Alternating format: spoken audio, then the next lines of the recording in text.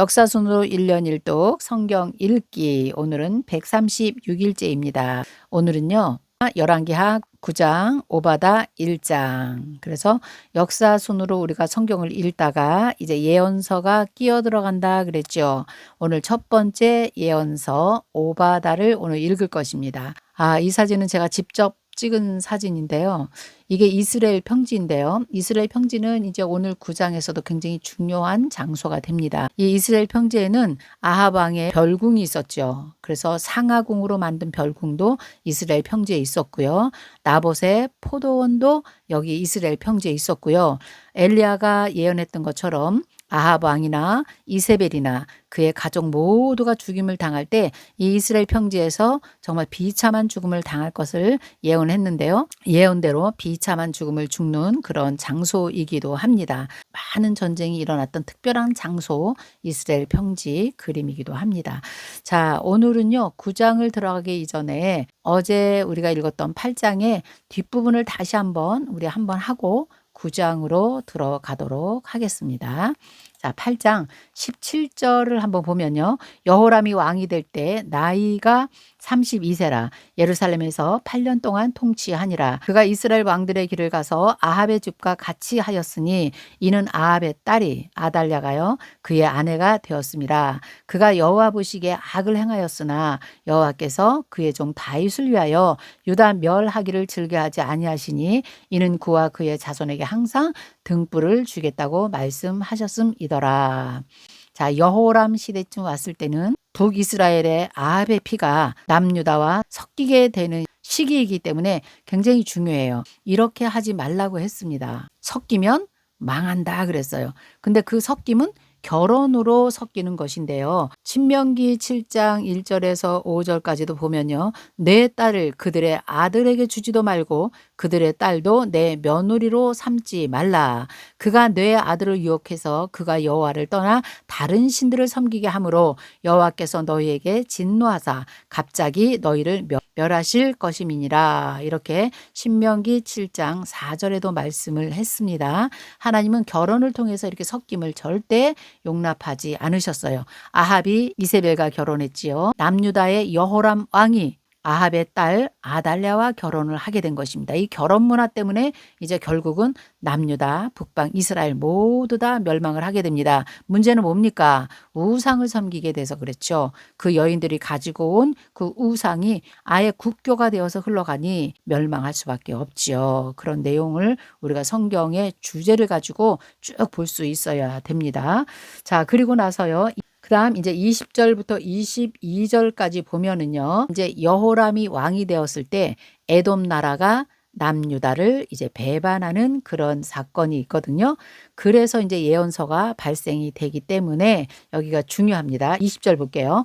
여호람 때에 에돔이 유다의 손에서 배반하여 자기 위에 왕을 세운 거로, 자, 에돔이 지금까지는 남유다의 조공을 바치는 속국이었단 말이죠. 그런데 여호람 시대에 와서 이제 유다의 손에서 배반했다. 그리고 자기들 나름대로 왕을 세웠다 그랬습니다. 21절.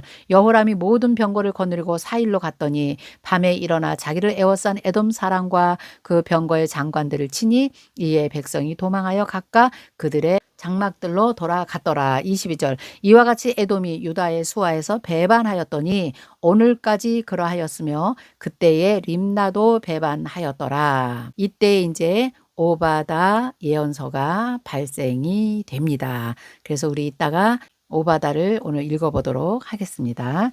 자, 그리고 이제 25절 보면요. 유다의 왕 아하시아, 이스라엘 왕 아합의 아들 요람 제20년에 유다 왕 여호람의 아들, 이제 여호람이 죽었죠. 아하시아가 왕이 되니 아하시아가 왕이 될 때 나이가 22세라. 예루살렘에서 1년을 통치하니라. 그의 어머니 이름은 아달랴라. 아합의 딸이죠. 이스라엘 왕 오므리의 손녀이더라. 아하시아가 아합의 집길로 행하여 아합의 집과 같이 여호와 보시기에 악을 행하였으니 이는 아합의 집의 사위가 되었음이러라. 자세히 설명해 주고 있지요.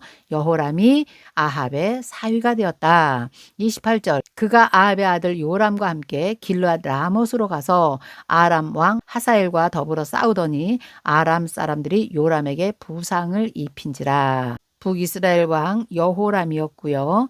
그 다음에 남유다는 아하시아가 왕이었는데 어쨌든 아람 왕하고 싸우다가 북이스라엘의 요람 왕이 이제 부상을 입었다 이렇게 기록되어 있고요. 유다 왕 여호람의 아들 아하시아가 아합의 아들 요람을 보기 위해서 내려갔으니 이는 그에게 병이 생겼음이러라. 둘이 뭐 이렇게 양쪽 집안은 사돈지간이 되었기 때문에 부상을 당했다 그래서 이제 위로차 이제 요람을 만나러 아하시아가 왔다는 이야기로 이제 8장이 끝나게 되는 것이죠. 자, 이제 9장을 한번 보겠습니다. 자, 9장은 이제 예후가 이스라엘의 10대 왕으로 예언이 성취가 됩니다. 그 예언이 뭡니까? 아합의 가문을 전부 멸절시키는 그 예언이 여기서 이제 성취가 돼요. 남유다 아하시아가 이제 예후 손에 살해되고요. 그 다음에 이세벨 왕후도 여기서 예후에게 살해가 되는 것입니다. 9장이 굉장히 중요한 내용이기도 해요. 자, 한번 읽어볼까요? 9장 1절입니다. 선지자 엘리사가 선지자의 제자 중 하나를 불러서 너는 허리를 동이고 이 기름병을 손에 가지고 길르앗 라못으로 가라. 거기에 이르거든 nim시의 손자 여호사밧의 아들 예후를 찾아 들어가서 그의 형제 중에서 일어나게 하고 그를 데리고 골방으로 들어가라. 기름병을 가지고 그의 머리에 부으며 이르기를 여호와의 말씀이 내가 뇌에 기름을 부어 이스라엘 왕으로 삼노라 하였느니라 하고 곧 문을 열고 도망하되 지체하지 말지니라 하니 그 청년 곧 선지자의 청년이 길르앗 라못으로 가니라. 엘리사가 직접 가지 않아요. 왜냐하면 이 예후에게 기름을 부어서 왕이 되게 하는 것 아무도 모르게 소문이 나지 않도록 비밀리에 이 일을 추진해야 되기 때문에 자기 제자를 보내죠. 그리고 너는 아무도 모르게 골방으로 그를 데려가서 기름을 부어라. 그리고 이 말씀을 전하라는 거예요. 이런 말입니다. 소년이 이르되 장관이여 내가 당신에게 할 말이 있나이다. 예후가 이르되 우리 모든 사람 중에 누구에게 하려느냐 하니 이르되 장관입니다. 당신에게 할 말이 있습니다. 예후가 일어나 집으로 들어가니 청년이 그의 머리에 기름을 부으며 그에게 이르되 이스라엘 하나님 여호와의 말씀이 내가 뇌에 기름을 부어 여호와의 백성 곧 이스라엘의 왕으로 삼노니. 왜 근데 왕으로 삼는가? 7절입니다. 너는 뇌주 아합의 집을 치라. 이게 사명이에요. 예후는 반드시 이 일을 해야 돼요. 엘리야를 통해서 하나님께서 이걸 예언하셨기 때문에 그렇습니다. 그리고 내가 나의 종 곧 선지자들의 피와 여호와의 종들의 피를 이세벨에게 너가 갚아 주어야 될 것이다.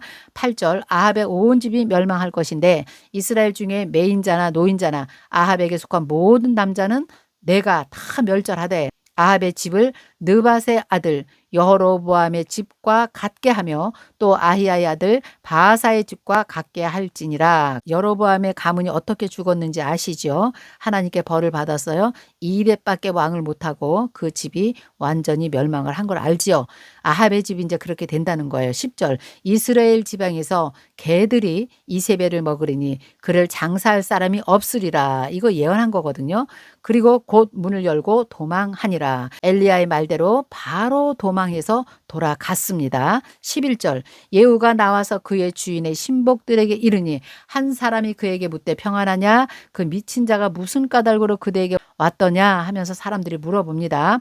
그대들이 그 사람과 그가 말한 것을 알리라 하면서 그걸 말해줍니다. 무리가 이르되 당치도 아니한 말이라 청컨대 그대는 우리에게 이르라 하니 대답하되 그가 이리이리 내게 말하고 갔다 하면서 그 청년이 말했던 것을 이제 말을 다 했겠죠. 그리고 나에게 기름을 붓고 그가 돌아갔다 이렇게 말을 했습니다. 13절 무리가 각각 자기의 옷을 급히 가져다가 섬돌 위에 곧 예후의 밑에 깔고 나팔을 불며 이르되 예후는 왕이라 하니라. 이렇게 해서 그 함께 있던 사람들이 이제 예후를 정식으로 왕으로 대우를 해 주는 것입니다. 자기의 옷을 깔고 나팔을 불었다 하는 것은 이제 공식적으로 예후가 우리의 왕이 될 것이다 하는 것을 알린 거지요. 나팔을 불었다는 거는 공식적으로 알렸다는 거예요. 자, 14절 보니까 이에 nim시의 손자 여호사밧의 아들 예후가 요람을 배반하니 곧 요람이 온 이스라엘과 더불어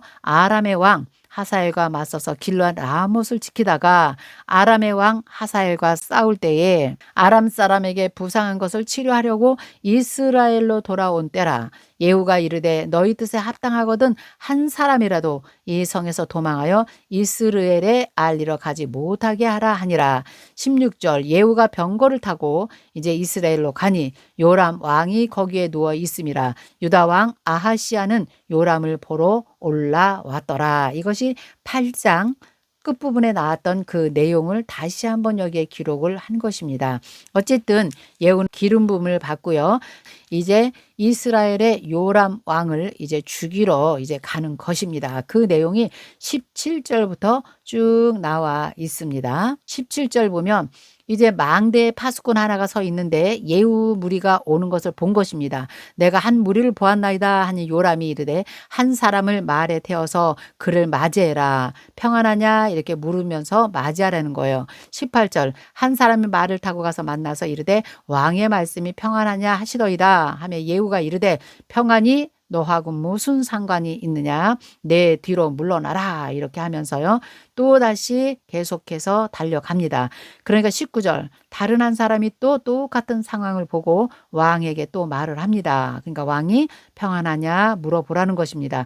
그런데 그 사람도 제키고 또 들어갑니다. 20절 파수꾼이 또 전하여 이르되 그도 그들에게까지 갔으나 돌아오지 아니하고 그 병거 모는 것이 nim시의 손자 예후가 모는 것 같이 미치게 모나이다 이렇게 이제 보고를 합니다. 그러니까 이제 요람이 예후를 좀 맞이하게 합니다. 그래서 어디서 예후와 만나냐면요 이스라엘 나봇의 포도원 토지에서 이제 만나게 됩니다. 22절 요람이 이제 예후를 보고 이르되 예후야 평안하냐 하니 대답하되 내 어머니 이세벨의 음행과 술수가 이렇게 많은데 내가 어찌 평안할 수가 있겠냐. 요람이 곧 손을 들어 돌이켜 도망하되 만만치 않으니까 일단 도망을 갑니다. 그런데 아하시아에게 이르되 아하시아여 반역이로다 하면서 이제 도망을 갑니다. 그런데 24절 예후가 힘을 다하여 활을 당겨 요람의 두 팔 사이를 쏘니 화살이 그의 염통을 꿰뚫고 나오매 그가 병거 가운데 엎드려 진지라. 그래서 예후가 그의 장관 빛갈에게 이렇게 말합니다. 그 죽은 요람 왕 그 시체를 가져다가 이스라엘 사람 나봇의 밭에 던지라. 나봇이 어떻게 죽었는지를 지금 예후는 알고 있는 거예요. 나봇이 너무 억울하게 죽임을 당했잖아요. 내가 기억하려니와 이전에 너와 내가 함께 타고 그의 아버지 아합을 쫓았을 때 여호와께서 이같이 그의 일을 예언하였느니라 하면서 엘리야가 아합 왕의 죽음과 이세벨의 죽음을 예언했던 것을 이 군대 장관 빛갈이나 예후가 다 들었던 거예요. 다 알고 있는 거예요. 자, 그래서 26절 여호와께서 말씀하시기를 내가 어제 나봇의 피와 그의 아들들의 피를 분명히 보았노라. 여호와께서 또 말씀하시기를 이 토지에서 내게 갚으리라 하셨은즉 그런즉 여호와의 말씀대로 그의 시체를 가져다가 이 밭에 던질지니라 하는지라. 우리가 21장에서 나봇이 억울하게 죽은 그 내용을 읽고 왔잖아요. 그때는 나봇만 혼자 죽은 건 줄 아는데요. 여기 보니까 그의 아들들의 피를 분명히 보았다. 그 아버지를 죽일 때 그 자손들도 아마 모두 다 죽인 것 같습니다. 그러니까 그들의 피를 내가 분명히 보았다. 이렇게 하나님께서 말씀하시죠. 자, 그래서 나봇의 밭에 던져졌다 기록되어 있고요. 그 다음에 27절부터 29절 보면요. 아하시아도 여기서 죽게 되네요. 남유다의 왕인데요. 남유다의 왕 아하시아도 예후의 손에 죽게 되는 것이 기록되어 있네요. 27절 유다의 왕 아하시아가 이것을 보고 말해요. 얼마나 놀랬겠어요. 요람이 죽은 걸 보고 정원의 정작길로 도망하는데 예후가 그 뒤를 쫓아가며 이르되 그도 병거 가운데서 죽이라 하며 이블로함 가까운 구르비탈에서 치니 그가 무깃도까지 도망하여 거기서 죽은지라. 그의 신복들이 그를 병거에 싣고 예루살렘에 이르러 다윗성에 그들의 조상들과 함께 그의 묘실에 장사하니라. 아하시아는 남유다의 왕이니까 당연히 다윗성에 그의 조상들과 함께 장사가 되었다 기록되어 있지요. 자, 그 다음에 30절은요. 그 유명한 이세벨이 죽는 광경이 나오는데요. 참 비참하게 죽습니다. 예후가 이스라엘에 이르니 이세벨이 듣고 눈을 그리고 머리를 꾸미고 창에서 내다 보다가 자, 요 광경도 여러분 한번 생각해 보세요. 늘 그랬듯이 이세벨 눈썹을 그리고 립스틱 짙게 바르고 머리를 꾸미고 막 이러고 이제 그 왕후니까 얼마나 잘난 척을 하면서 당당하게 화장을 하고 창에서 바라보는데 예후가 문을 열고 들어오는 거예요. 그러니까 이 이세벨이 주인을 죽인 너 시므리여 평안하냐 이렇게 말을 합니다. 여러분 시므리 하면 7일간 왕을 했던 왕이죠. 생각나시나요? 너 예후 아무것도 아니다. 이런 식으로 이제 시므리를 들어서 비웃고 있는 것입니다. 이세벨이. 그러니까 32절 예후가 얼굴을 들어 창을 향하여 이르되 내 편이 될 자가 누구냐 누구냐 이렇게 물어봅니다. 내시가 예후를 근데 그때 쳐다봅니다. 이르되 그를 내 던지라. 내시들에게 그를 내어 던지라 하니 내려 던짐에 그의 피가 담과 말에 튀더라. 예후가 그의 시체를 밟으니라 그랬어요. 자, 내시들이 예후가 너무 무서우니까 이세벨을 그냥 들어서 그냥 밖으로 집어 던진 것이죠. 그래서 그의 피가 담과 말에 튀었다 그랬어요. 그런데 그 시체를 또 말굽으로 밟으면서 예후가 지나간 것입니다.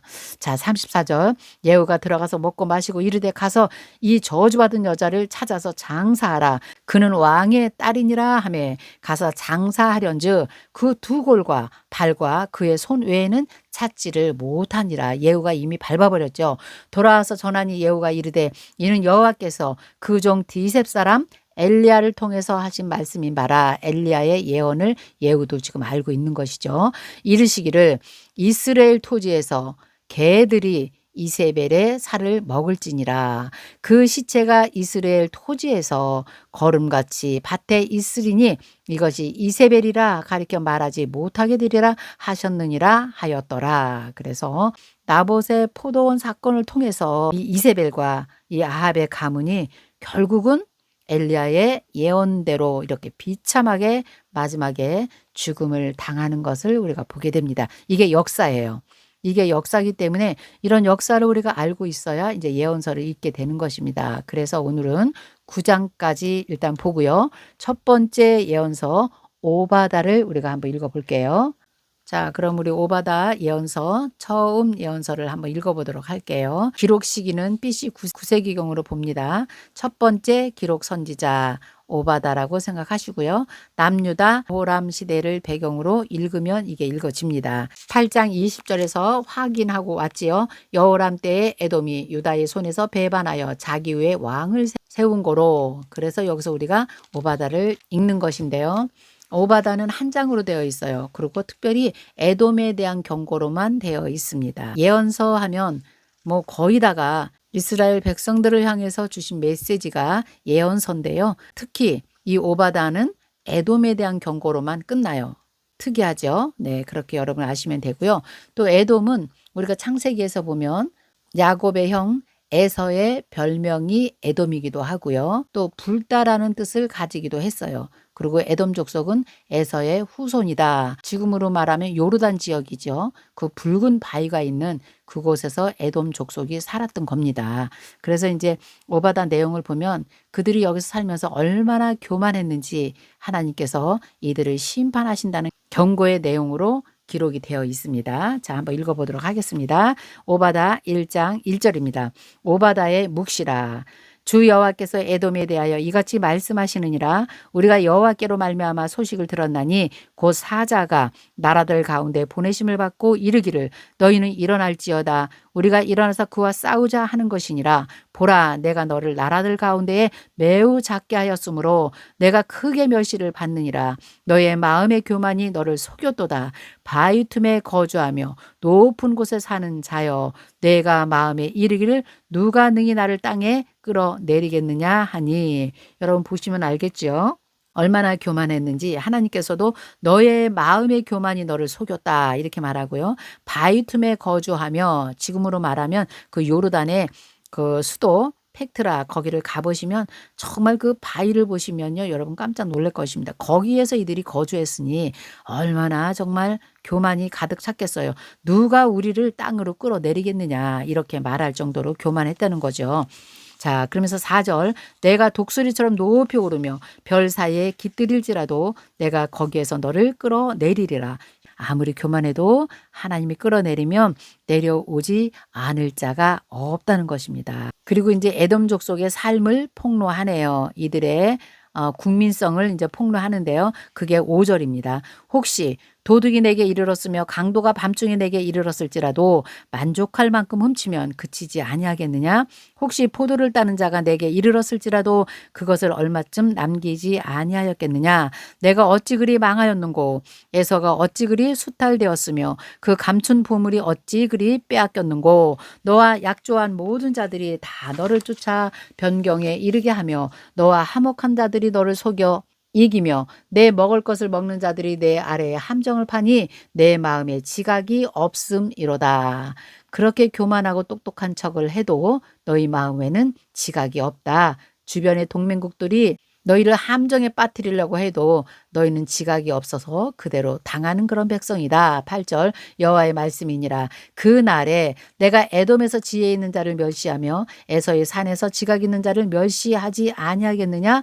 드마나 내 용사들이 놀랄 것이라. 이로 말미암아 에서의 산에 있는 사람은 다 죽임을 당하여 멸절되리라. 여기서 드마나 이거는 에돔의 큰 성읍의 이름입니다. 그래서 에돔 전체 너희는 다 죽임을 당하고 멸절될 것이다. 이렇게 하면서요. 더 구체적으로 에돔의 죄를 나열했습니다. 10절입니다. 뇌가 내 형제 야곱에게 행한 포악으로 말미암아 부끄러움을 당하고 영원히 멸절되리라.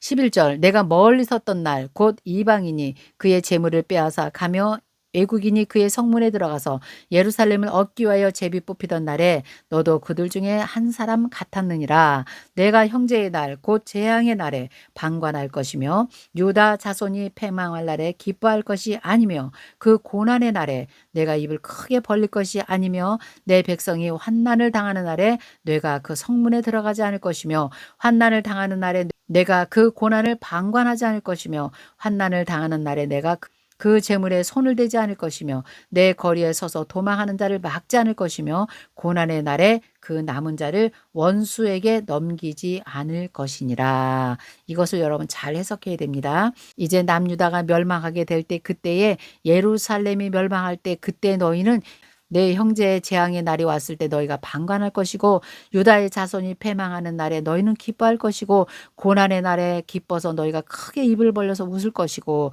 내 백성이 환난을 당할 때에 성문을 지켜주지 않을 것이고 이렇게 해석을 하면 됩니다. 그래서 이 남은 자들을 원수의 손에 너희가 넘길 때에 협조하게 될 것이다. 그래서 너희는 심판을 받게 될 것이다. 이렇게 해석하면 됩니다. 그리고 이제 15절 볼게요. 여호와께서 만국을 벌할 날이 가까웠나니 내가 행한 대로 너도 받을 것인즉 내가 행한 것이 내 머리로 돌아갈 것이라. 너희가 내 성산에서 마신 것 같이 만국인이 항상 마시리니 곧 마시고 삼켜서 본래 없던 것 같이 되리라. 하나님이 심판의 날, 공의로 심판하시는 그날에 내가 행한 대로 내 머리로 돌아갈 것이다. 이제 예언서에요. 계속해서 이런 말씀이 나올 것입니다. 그래서 눈여겨보시면 좋아요. 행한 대로 너희가 그대로 내 머리로 돌아갈 것이고 만국의 날에 하나님께서 벌하실 것이다. 이런 내용들이요. 자, 17절. 그러나 오직 시온산에서 피할 자가 있으리니 그 산이 거룩할 것이고 야곱 족속은 자기 기업을 누릴 것이고 야곱 족속은 불이 될 것이며 요셉 족속은 불꽃이 될 것이고 에서의 족속은 지푸라기가 될 것이다. 여러분 이해가 되시나요? 야곱의 족속 불이 된다. 요셉의 족속은 불꽃이 된다. 마지막 때에 하나님께서 구원받은 백성들은 이렇게 될 것이나 에서의 족속, 세상 나라의 족속들은 지푸라기가 될 것이다.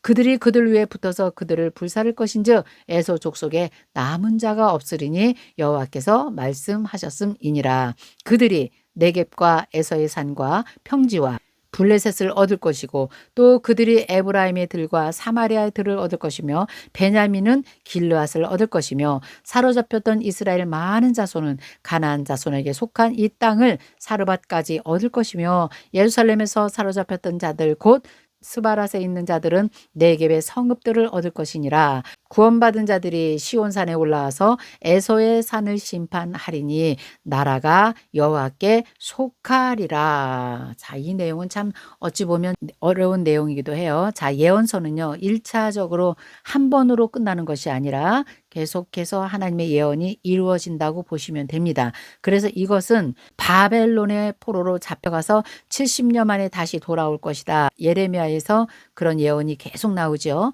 그래서 일단 돌아옵니다. 사로잡혀 갔던 이스라엘 많은 자손이 가나안 땅으로 다시 돌아와서 그들에게 하나님께서 다시 땅을 주시겠다 한 것이죠. 그래서 이 예언이 1차적으로는 이루어졌었어요. 그러나 2차적으로 지금 우리가 사는 이 시대에 하나님께서 다시 한번 이 예언을 이루어 주시는데 그게 21절이거든요. 구원받은 자들이 시온에 올라와서 에서의 산을 심판하리라. 나라가 여호와께 속하리라. 이것은 2차적으로 지금 이 시대에 일어나는 예언을 지금 말하고 있습니다. 1948년도 5월 14일에 이스라엘 나라가 다시 건국이 되었잖아요. 그 건국되기 전에는 이런 예언들을 해석할 길이 없었어요. 그래서 전부 다 대체 신학으로 해석을 했단 말이죠. 그런데 이제 1948년도 이스라엘 나라가 다시 건국되고 나니 지금 예언서의 모든 예언이 지금 현 시대의 실제적인 사건으로 지금 다시 한번 재해석이 되면서 이것이 이루어지고 있다는 사실을 우리가 염두에 두고 앞으로 예언서를 계속 읽어야 됩니다. 구원받은 사람들이 시온에 올라와서 이스라엘 나라가 건국이 되면서 전 세계 디아스포라로 흩어져 있던 이스라엘 백성들이 알리아 운동으로 계속해서 이스라엘 땅으로 돌아왔잖아요. 지금도 계속 돌아오고 있잖아요. 시온산에 올라와서 에서의 산을 심판하리니 이것은 이제 예수께서 다시 오실 때에 반드시 이 세상을 심판하시겠다는 거예요. 에서의 산, 세상 나라는 심판될 것이고 하나님의 나라는 영원히 속하는 하나님의 나라가 될 것이다. 이런 예언으로 해석을 할 수가 있겠습니다. 그래서 이제 예언서는 전부 다 이런 내용으로 갈 것입니다. 심판하시나 다시 회복이다. 구원이다. 이런 말씀으로 예언서가 계속해서 이제 우리에게 읽혀질 것입니다. 에돔에 대한 심판이다 하고 간단하게 읽으려고 했는데요. 계속해서 우리 읽다 보니 이렇게 해석을 하게 되네요. 아, 이제 예언서는 이렇게 계속 해석이 될 거구나. 이렇게 생각하시면서 계속 이제 읽으시면 되겠습니다. 자, 이제 내일은요, 10장을 우리가 보도록 하겠어요. 이제 내일 아합의 가문에 남은 사람들을 모두 다 예후가 진멸하는 그런 내용을 내일 마저 읽을 것입니다. 자, 이렇게 해서 오늘은 여기까지 하고요. 마치도록 하겠습니다. 자, 내일 뵙겠습니다. 안녕히 계세요.